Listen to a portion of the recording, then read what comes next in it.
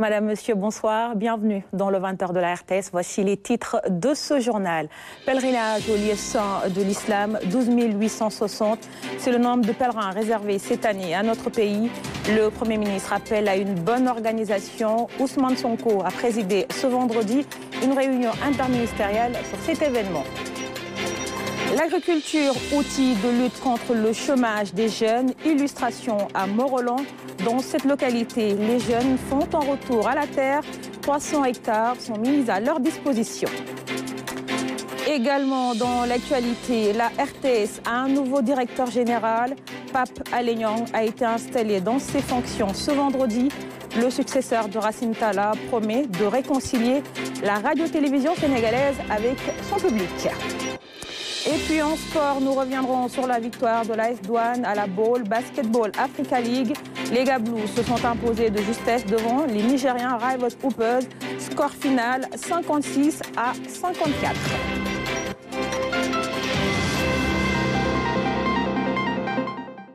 Pèlerinage au lieu saint de l'islam, le gouvernement fait le suivi des engagements.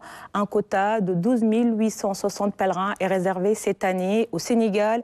Le Premier ministre Ousmane Sonko veut des opérations effectuées dans la rigueur et la discipline. C'est le message lancé à tous les acteurs. Il a présidé ce vendredi une réunion interministérielle consacrée à ce sujet. Aram Dao. 12 860 pèlerins sénégalais s'apprêtent à rejoindre les lieux saints de l'islam. Transportés pour l'essentiel par les voyagistes privés, ils seront convoyés par Air Sénégal et Flynas. Le Premier ministre se voudra insistant. Il attend de toutes les parties un travail sans bavure, en droite ligne du principe Jubal Jubanti. Mais j'insisterai particulièrement sur la rigueur et la discipline. Nous voudrions dire simplement à tous les acteurs que l'État a pris toutes les dispositions et a mis tout ce qui devait l'être à disposition de ces acteurs. Et en retour, il sera intransigeant dans le suivi, l'évaluation, la situation des responsabilités et la sanction positive ou négative qui devra suivre. Nous appelons d'ores et déjà tous les acteurs à faire preuve de rigueur. Les défaillances humaines et négligences constatées dans le passé justifient la fermeté. Les autorités ministérielles sont aussi engagées à apporter toutes les diligences nécessaires. J'engage le ministre chargé du transport aérien à veiller à ce que Air Sénégal et Flynas prennent les dispositions appropriées relativement à l'état satisfaisant et à la disponibilité des aéronefs. Confirme et respecte le calendrier des vols, respecte rigoureusement le plan de transport à l'aller et au retour, fournissent la caution bancaire requise en contrepartie des paiements des prestations effectuées à l'avance. Les premiers vols sont prévus fin mai. Les directives insistent aussi sur l'hébergement, la restauration et l'encadrement des pèlerins. Eu égard à la décision des autorités saoudiennes de ne pas autoriser le recours aux étudiants sénégalais en Arabie Saoudite, en appui à l'encadrement des pèlerins, j'engage Madame le ministre de l'Intégration africaine et des Sénégalais des Affaires étrangères à entreprendre les démarches nécessaires auprès des autorités saoudiennes en rapport avec le DGP en vue de faire rapporter cette décision sans préjudice de l'issue de cette démarche, à étudier l'opportunité de renforcer le nombre de missionnaires par le recours à des fonctionnaires sénégalais maîtrisant la langue arabe. De plus, le Premier ministre demande à travailler sur la réduction du package pour le pèlerinage 2025, à apurer la dette due aux logeurs, à revoir le cahier de charges des voyagistes privés. J'engage le ministre des Affaires étrangères, en rapport avec les ministères du Transport et de la Justice, à procéder à la revue du cahier des charges des voyagistes privés. Mais à titre conservatoire, de veiller à ce qu'aucun voyagiste ne puisse opérer sans justifier de l'agrément IATA. Nous invitons enfin tous les Sénégalais non dépositaires d'une autorisation pour le pèlerinage à s'abstenir d'effectuer le Hajj pour cette année sous peine d'une amende de 10 000 rials décidée par les autorités saoudiennes. Le Hajj est l'affaire de plusieurs ministères, tous convoqués à cette réunion, de la sécurité au transport aérien en passant par la santé ou encore les finances. Ils ont reçu les orientations nécessaires pour un pèlerinage sans faute. Le Sénégal est évalué par l'UEMOA, la 9e revue annuelle des réformes, programmes et politiques communautaires de l'Union économique et monétaire ouest-africaine au Sénégal. À ses tenues ce vendredi, notre pays a obtenu une bonne note mais peut améliorer son bilan. C'est ce qui ressort des discussions entre le ministre des Finances et le président de la commission de l'organisation ouest-africaine. El Hadj Thierno Dramé pour le compte-rendu. La commission de l'UEMOA et le ministre des Finances et d'autres membres du gouvernement ont procédé à la présentation de la revue annuelle des politiques et programmes du Sénégal en tant qu'État membre. Les échanges ont montré que le Sénégal a fait un bond de 3 points avec une note de 77% sur les objectifs fixés. Satisfaisant, mais peut et doit faire mieux, selon le ministre sénégalais des Finances. Alors cet exercice-là a montré effectivement que le Sénégal a fait un bond assez significatif par rapport à l'année antérieure, un bond de 3 points, que nous nous en félicitons, mais nous considérons qu'il y a des efforts à faire pour franchir le cap des 80%. Et nous nous y engageons. Il y a, je crois, un travail qui a été déjà fait, mais comme le processus est dynamique, nous attendons de voir un peu ce que sera l'agenda de la prochaine évaluation. Et ce qui est sûr, c'est que le Sénégal sera effectivement au rendez-vous. 131 réformes et près d'une dizaine de projets ont été évalués. Ce sont des domaines qui touchent la gouvernance économique, financière, la santé, l'éducation, entre autres. L'évaluation a été faite entre octobre et novembre 2023, ce qui explique que certains domaines n'ont pas été pris en compte, ce qui a eu un impact sur la note du Sénégal. Le ministre donne rendez-vous pour la prochaine évaluation. Oui, les recommandations ont été effectivement identifiées. Et c'est sur les questions sur lesquelles le Sénégal a encore un peu de marge. Et effectivement, la présence des ministres témoigne un peu de l'engagement de nos autorités. Et effectivement, ces marges-là seront bien prises en charge pour les prochaines étapes. L'UEMOA juge le résultat du Sénégal satisfaisant et anticipe même sur des futurs progrès. Le Sénégal a des efforts à faire, mais est sur la bonne voie. Sur les composantes de la revue, le Sénégal a fait des performances qui sont notables. Mais le plus important, c'est d'avoir constaté que beaucoup de textes, dans le cadre de ces transpositions et applications, ont été pris, mais qui sont sortis avec un léger retard, ce qui a empêché de les intégrer dans l'évaluation que nous avons achevée au mois d'octobre-novembre, comme rappelé par M. le ministre. Ce qui veut dire qu'à la prochaine revue, naturellement, nous aurons des niveaux d'exécution qui seront plus importants. L'UEMOA et le Sénégal se donnent donc rendez-vous dans un an pour une autre évaluation. Le Sénégal espère atteindre, voire dépasser, la barre des 80%. Coopération sénégalo-gambienne. Le ministre gambien du Commerce est en visite à Dakar. La délégation a été reçue par son homologue sénégalais, Serigne Mbaye Diop, et ses hôtes se sont rendus à la zone industrielle de Diamniadio. S'en est suivi une réunion pour faire le point sur les échanges commerciaux entre le Sénégal et la Gambie. Nous y reviendrons. Ce chiffre, 35 milliards de francs CFA pour le projet de navigation sur le fleuve Sénégal. L'Organisation pour la mise en valeur du fleuve Sénégal, OMVS, a tenu ce vendredi sa 7e réunion du comité de suivi du dit projet. La rencontre a permis d'examiner la mise en œuvre de la résolution, celle relative à la stratégie de navigation rapide, notamment la mobilisation du financement. Salut Sec pour le compte-rendu. C'est un pas décisif qui vient d'être franchi dans le cadre de la mise en œuvre du projet de navigation sur le fleuve Sénégal. Désormais, les États membres de l'OMVS s'engagent à mobiliser très rapidement le financement de la phase prioritaire du projet sur ressources propres. Les États ont dit qu'on ne va pas attendre des financements qui viennent de l'étranger parce que nous avons beaucoup de bailleurs qui sont intéressés. Mais pour la phase prioritaire, les États ont décidé de mobiliser le financement sur ressources propres de 35 milliards de francs. Qui sont en cours de mobilisation. Et aujourd'hui, l'un des objectifs aujourd'hui de cette réunion, où les ministères en charge de l'économie et des finances sont représentés, est aussi d'accélérer la mobilisation du financement. Et j'espère qu'à la fin de cette réunion, on pourra annoncer la mobilisation de ces financements et un début effectif des prochaines étapes. La mobilisation de ces financements devrait accélérer la réalisation de ce projet d'une importance capitale pour restaurer la navigabilité sur le fleuve Sénégal. Le projet de navigation sur le fleuve Sénégal est un des projets prioritaires pour notre organisation.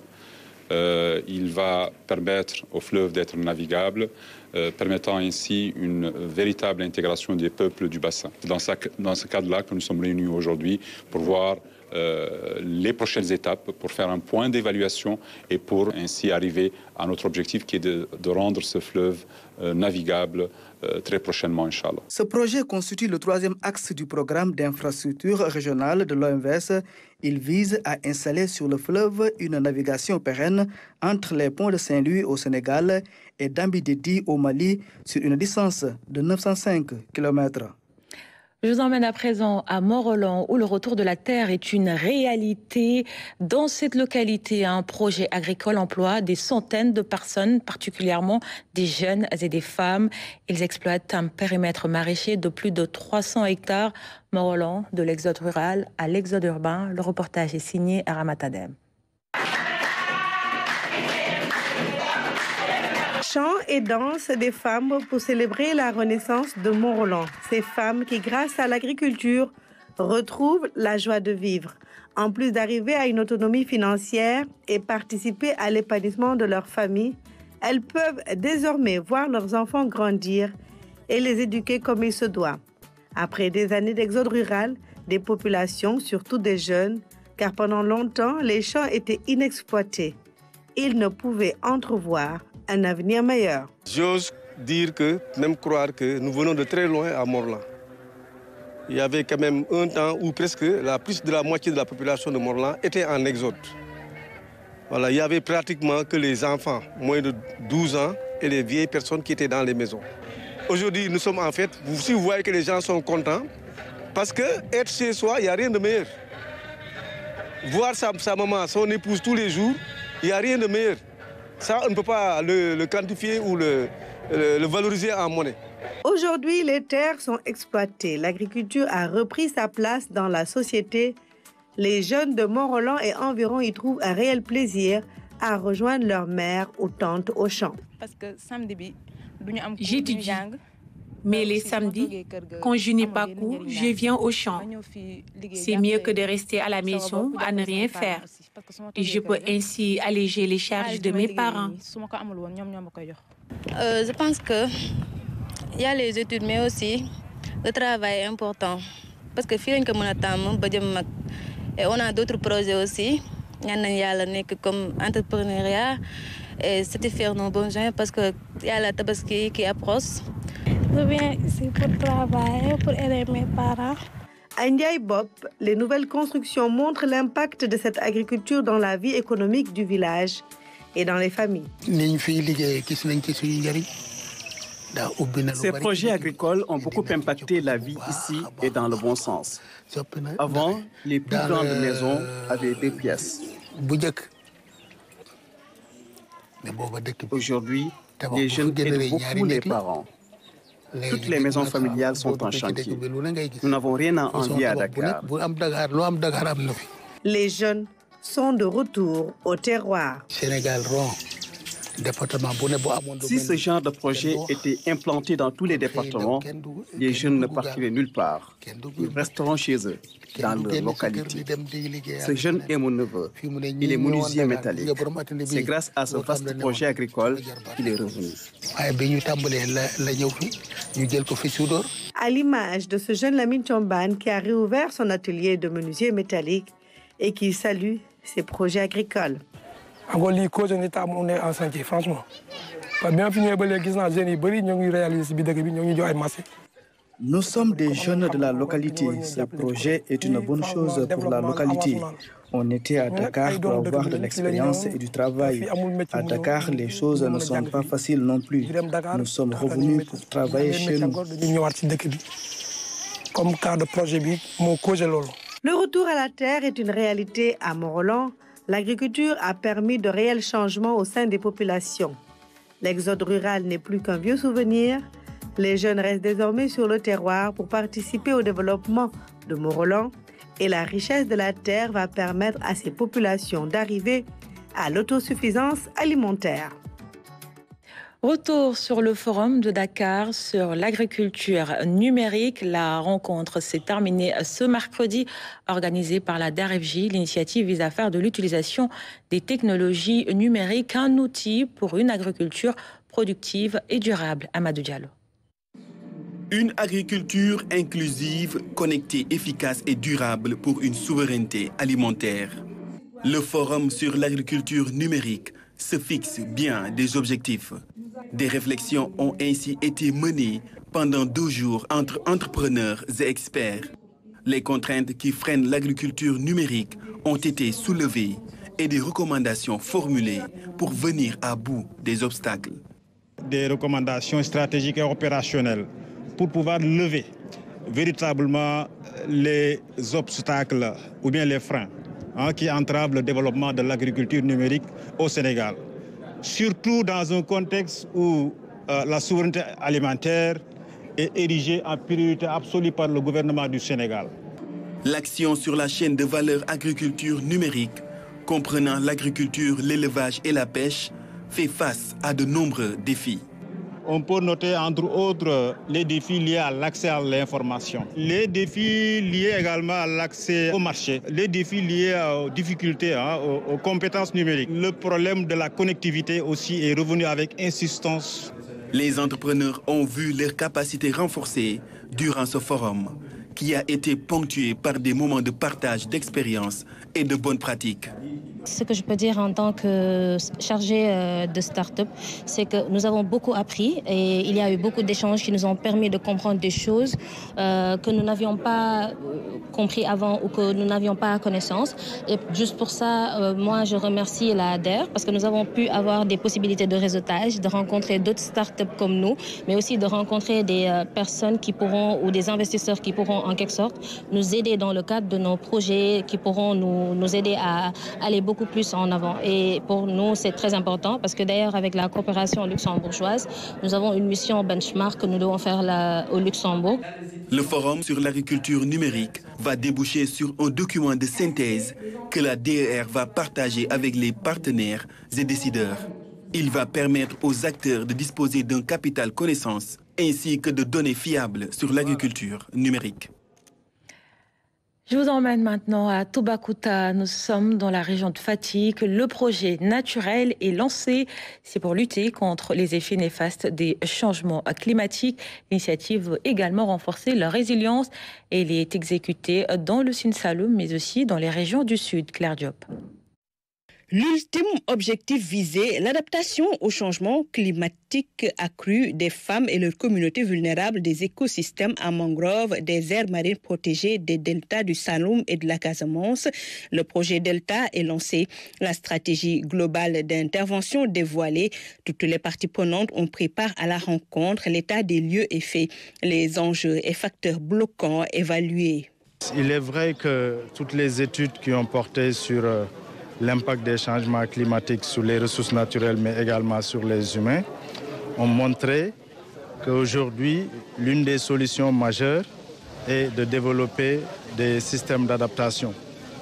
Et ces systèmes d'adaptation, pour qu'ils soient durables, il faut qu'ils soient basés sur la nature. C'est la raison pour laquelle la contribution de l'UICN dans ce projet porte en grande partie sur la promotion des solutions fondées sur la nature, parce que c'est des solutions moins coûteuses et durables également.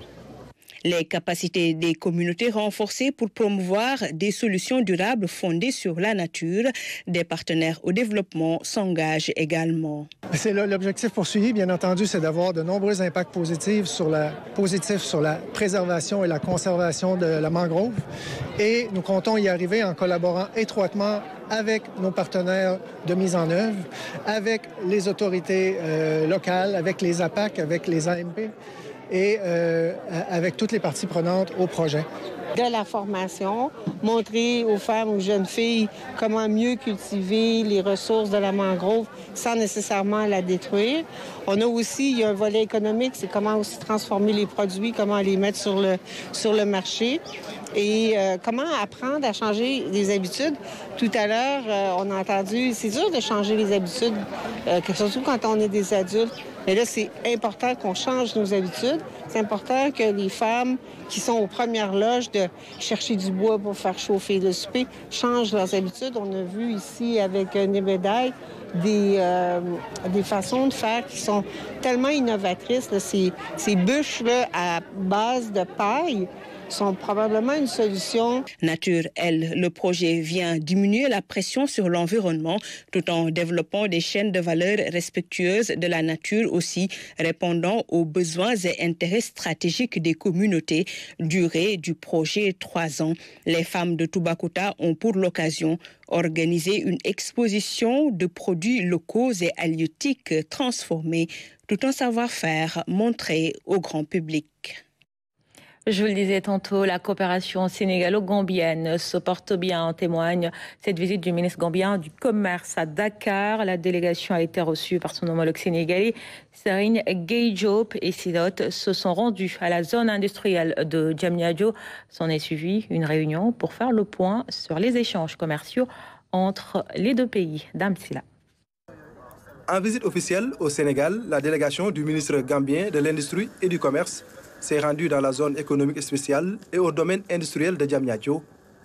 La visite guidée est conduite par son homologue sénégalais Serigne Gueye Diop. Ici, l'État a investi 100 milliards de francs CFA pour faciliter l'installation des entreprises. À Sandiara, le modèle est totalement différent. Dans ces entreprises, c'est la mairie qui avait aménagé l'espace avant de le céder au privé pour l'investissement et l'exploitation. Cette politique industrielle sera renforcée avec de grandes innovations. Nous allons créer dans les mois qui viennent 8 pôles industriels à l'image de Sandiara, à l'image de Diamnia et de Diass. Parce que nous considérons que le travail que l'État doit faire ne doit pas s'arrêter seulement au niveau de ce triangle de prospérité. Dans un premier temps, nous allons ouvrir toutes les usines qui étaient fermées. Parce que d'abord là, il faut commencer. Nous savons que notre politique industrielle et commerciale de protection de nos industries n'a pas été efficace. Nous avons dû fermer beaucoup d'usines. Et notre première stratégie, c'est de faire. Deuxièmement, dans le cadre de notre politique sur le projet, nous allons faire ce qu'on appelle un master plan. Voir toutes les régions du Sénégal, les 45 départements, et envisager la possibilité de créer des zones industrielles dans chacun de ces départements, mais ce seront aussi des zones commerciales, de distribution, de supermarchés, de commerce de proximité, mais aussi des zones agricoles et des agropoles.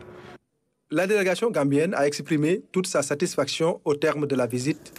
Elle promet de s'inspirer du modèle sénégalais pour créer de l'emploi et diminuer les exportations. Nous avons fait lu bari nak. Diamniadio jëlé nañ fa lu bari. Waye jëlé nañ lu bari Sandiara tam. Nous avons beaucoup appris à travers cette visite, que ce soit à Diamniadio ou à Sandiara. Because ay agro-policy tudana len yoy yep ñun ñu ci ko am. Mais jëlé nañ fi lo xamné dina gëna. Nous allons nous inspirer de ce modèle une fois de retour en Gambie. Certes, nous avons entamé des projets dans ce sens, mais nous allons les bonifier et parfaire. Recycling, moy yi nga xamné dañ leen daan sanni. Tay gis na njëriñi lo xamné ñun ci suñu dëkk kenn soxlu ko. Foko sanni sax borom mere la. Fi ñu ngi gis ñu ko jël diko jëfandiko diko dugalaat ci industrie bi muy ici ay liggéey. Autre activité phare de cette visite de la délégation gambienne, cette réunion bilatérale axée sur les échanges commerciaux. Les deux parties s'engagent à travers cette rencontre à renforcer leur partenariat au grand bonheur des peuples respectifs.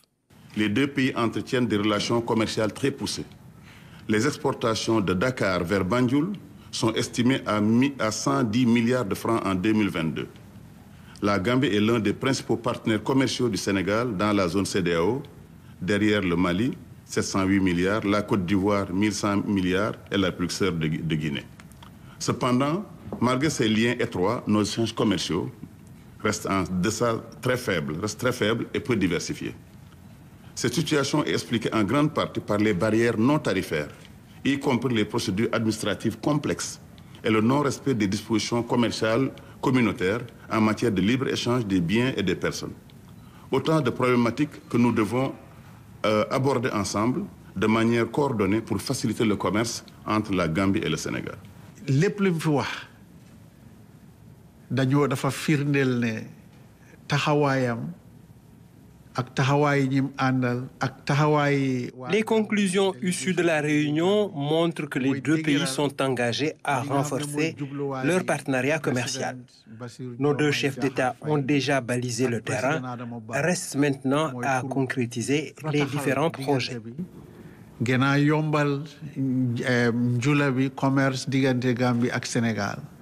Le Sénégal et la Gambie sont deux pays unis par l'histoire, la géographie et la culture. À travers cette visite officielle, les deux parties ont abordé plusieurs sujets et promettent de renforcer leur coopération au grand bonheur des deux peuples. Je vous le disais dans les titres, Pape Alé Niang, installé dans ses nouvelles fonctions de directeur général de la RTS, il s'y est engagé à servir la nation sénégalaise avec dévouement et intégrité. C'est le sens de son message après le passage de témoin avec son prédécesseur Racine Talla, Mamadou Sakine. Regroupés dans le hall de la RTS au Triangle Sud, les travailleurs se sont fortement mobilisés pour écouter l'adresse du nouveau directeur général. Devant l'assistance, Pape Alé Niang a décliné sa vision du service public. Je m'engage à œuvrer avec toute mon énergie pour faire de la RTS un instrument au service de la vérité, de la transparence et du progrès de notre société.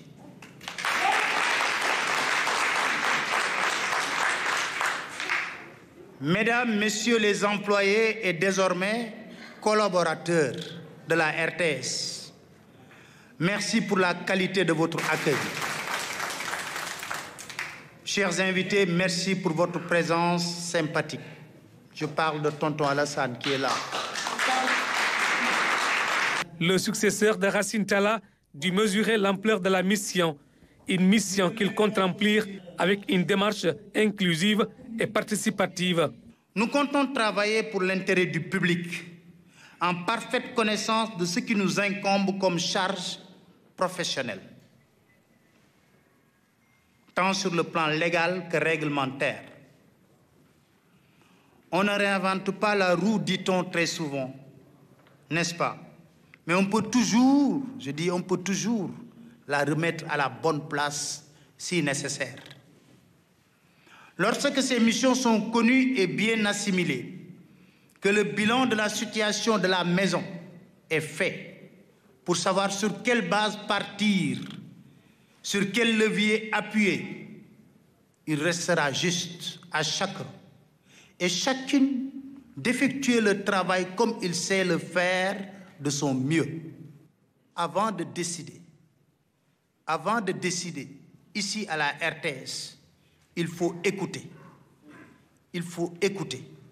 Laisser s'exprimer les sensibilités diverses, favoriser l'esprit de groupe et rester solidaire.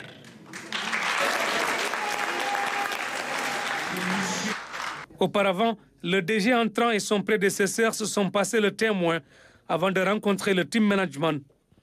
Moment saisi par Racine Talla pour revenir sur les avancées notées sous son magistère. La RTS n'avait que 2 à 3 mamelles. La première, c'était le financement sur le budget, la LFI. La deuxième, c'était la redevance Sénélec. Et la troisième, c'était les recettes commerciales.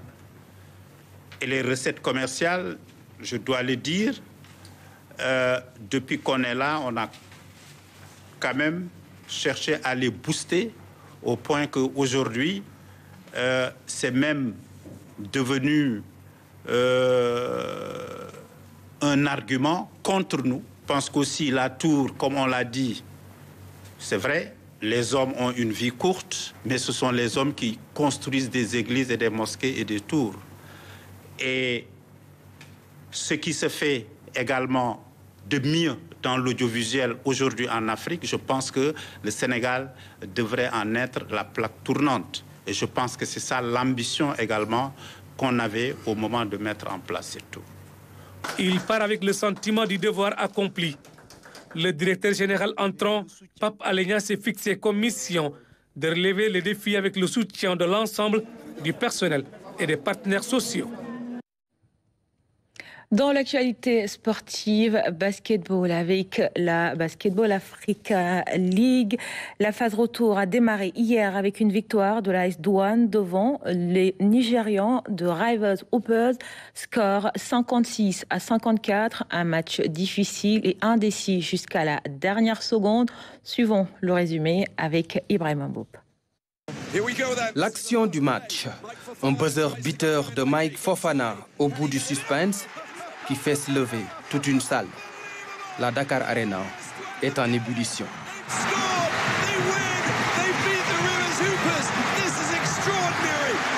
Un shoot victorieux, Mike Fofana est fou de joie.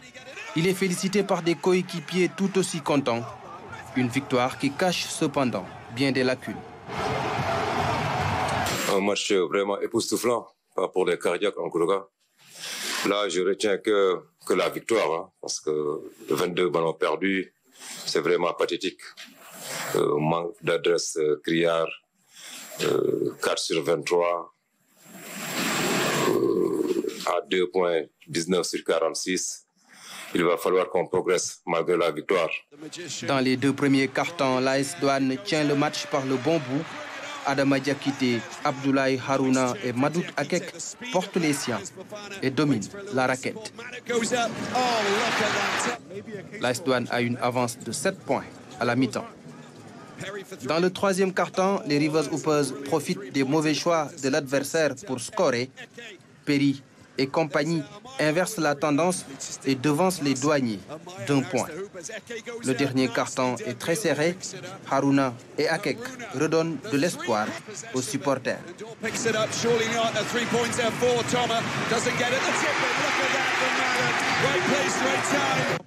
Les 2 équipes sont à égalité alors qu'il reste 3 secondes et 9 dixièmes. Sur la dernière possession, l'Ivoirien Mike Fofana fait vibrer la Dakar Arena. Score final 56-54. L'AS Douanes se relance et inflige aux Rivers Hoopers leur première défaite dans la conférence Sahara. Faisons maintenant connaissance avec Oumi Diop. C'est la championne d'Afrique de natation au 16e championnat d'Afrique tenu en Angola. Le porte-drapeau de la natation féminine sénégalaise a décroché l'or aux 100 mètres papillon, potentielle représentante de notre pays au JO de Paris. La jeune athlète s'est confiée à nos équipes Massiré Faye, Bachsao et Fatoumata Savané. À 20 ans, comme toutes les filles de son âge, elle aime papoter avec ses amis d'enfance. Oumi Diop, nageuse professionnelle, est la toute nouvelle championne d'Afrique de natation. Si je suis au Sénégal, je passe ma vie avec ma famille, mes amis, parce que tous les étés je viens ici et mes copines, je les connais depuis la naissance carrément. Enfin, on a toujours été ensemble, on habite en face, HLM et tout. Franchement, tout le monde, c'est une ambiance conviviale. Très très familiale et je les remercie tous, ceux qui sont à Westfort aussi, à Gueltapé aussi. Franchement, je sais pas qu'est-ce que je ferais sans eux, donc je les remercie du fond du cœur. Après de belles performances lors des championnats d'Afrique de natation à Luanda, en Angola, la jeune athlète médaillée d'or a été également primée en argent et en bronze. J'ai été plutôt surprise, je ne m'attendais pas à nager aussi bien, mais je pense que maintenant tout le travail que j'ai fait avec mes coachs aux États-Unis commence à payer et je le ressens dans l'eau, donc c'est avec une immense fierté que je reviens avec ces 4 médailles. Oumi Diop a commencé la natation dès l'âge de 5 ans. Avec l'accompagnement de ses parents, la jeune fille exprime son talent et compte bien en faire profiter sa nation. À court terme, ça serait ma participation potentielle aux Jeux de Paris qui vont se passer dans quelques mois. Et puis dans le long terme, je pourrais dire pourquoi pas les prochains Jeux Olympiques, ceux qui auront lieu à Los Angeles en 2028, Inch'Allah. Et en termes de championnat d'Afrique, ramener beaucoup plus de titres parce que j'en ai 2 et je ne compte pas m'arrêter là, donc on verra la suite, Inch'Allah. Pratiquer le sport de haut niveau requiert des sacrifices et les difficultés ne manquent pas. Être partie aux États-Unis, ça me permet de me confronter aux meilleurs parce qu'on sait très bien que les États-Unis, les Américains, ce sont les meilleurs dans ce domaine. Donc, juste un appui, ça serait énorme parce que je suis partie là-bas, j'ai fait le choix de partir là-bas parce qu'ils ont énormément d'infrastructures et tout est développé autour de l'athlète et pour l'aider à la performance. Les difficultés, ça serait surtout les les soucis financiers, parce que la natation, c'est un sport qui demande de beaucoup voyager, avoir du soutien, etc. Donc en fait, c'est surtout les fautes de moyens. Je suis partie de mes propres moyens aux États-Unis et la vie aux États-Unis, c'est pas très facile là-bas. Même par exemple côté médical, parce que je dois prendre soin de mon corps, parce que je travaille avec mon corps justement. C'est pas facile dans la vie de tous les jours. Mais bon, avec le soutien de mes parents, heureusement qu'ils sont là, parce que sinon je sais pas qu'est-ce que je ferais. Malgré son jeune âge, la championne d'Afrique exhorte les jeunes et surtout les filles à pratiquer différentes disciplines sportives. Faire du sport en tant que femme au Sénégal, c'est pas facile, mais avec la détermination, on peut le faire. Et peu importe que ce soit la natation ou pas, pour moi, l'appel que je peux lancer, c'est juste tout simplement pour les femmes faire du sport. Et ça commence depuis petit, bien évidemment. Il ne faut pas écouter les petits commentaires qu'on peut avoir à droite, à gauche. Juste garder sa détermination, tomber amoureuse d'un sport, que ce soit l'athlétisme, le basket, et continuer dedans, parce que le sport, c'est quelque chose qui peut nous ramener beaucoup et qu'on ne peut pas se rendre compte forcément. Son rêve de participer aux JO de Paris sur le point de se réaliser, Oumy Diop compte sur les autorités pour la soutenir dans ce nouveau challenge. Oui, beaucoup plus d'appui, beaucoup plus de soutien et beaucoup plus régulier surtout. J'aimerais participer aux Jeux et arriver un peu plus tôt en France pour pouvoir m'accommoder, parce que je vis aux États-Unis et il y a 6 heures de différence. J'aimerais aussi partir avec mon coach, parce que c'est grâce à mon coach que je suis là aujourd'hui. Et faute de moyens, en fait, je vais peut-être, je sais pas quel va être le résultat, si je vais pouvoir partir ou pas. Mais ce serait surtout un appel, je sais pas, à la ministre du Sport ou le nouveau président. Je viens de lui ramener une médaille d'or s'il pourrait m'aider, parce que je compte ramener beaucoup plus de titres au Sénégal et ça parle sur du long terme. Donc si on pourrait m'aider maintenant, ça serait cool. La jeune championne d'Afrique, ambassadrice des JOJ de 2026, incarne le leadership d'une jeunesse consciente pour la promotion de l'excellence dans le sport. Sur l'international au Tchad, Mahamat Idriss Déby a été élu président avec un peu plus de 61% des suffrages. Des résultats publiés par la commission électorale. Succès Masra, son ancien Premier ministre, conteste ces chiffres qui doivent être validés par le Conseil constitutionnel. Seydina Lunfal. 3 ans après avoir pris le pouvoir, Mohamed Idriss Déby est à nouveau président du Tchad. Il a remporté l'élection présidentielle du 6 mai avec un peu plus de 61% des voix selon les résultats provisoires officiels de la commission électorale. Ces décomptes doivent être encore validés par le Conseil constitutionnel. Ce scrutin devait marquer la fin d'une transition militaire de 3 ans. Âgé de 40 ans, Mohamed Idriss Déby a pris le pouvoir à la tête d'une junte lorsque son père a été tué au cours de combats avec des rebelles en avril 2021. La junte avait alors promis de rendre le pouvoir aux civils avant qu'un dialogue national inclusif et souverain tenu en 2022 ne prolonge de 18 mois la transition et autorise Mohamed Idriss Déby à briguer la magistrature suprême. Son opposant et Premier ministre Succès Masra, qui a obtenu plus de 18,5% des voix, conteste cette victoire. Aujourd'hui, beaucoup craignent qu'une crise politique ne provoque de nouvelles tensions dans le pays. Cependant, quelques heures après l'annonce de sa victoire, Mohamed Idriss Déby a déclaré qu'il est désormais le président de tous les Tchadiens. Une manière d'apaiser les esprits. Ce vendredi, aucune mobilisation n'était signalée dans la capitale, toujours sous étroite surveillance des forces armées. Et c'est ainsi que s'achève cette édition. Merci pour votre fidélité. L'information revient aux alentours de 23h. À tout à l'heure.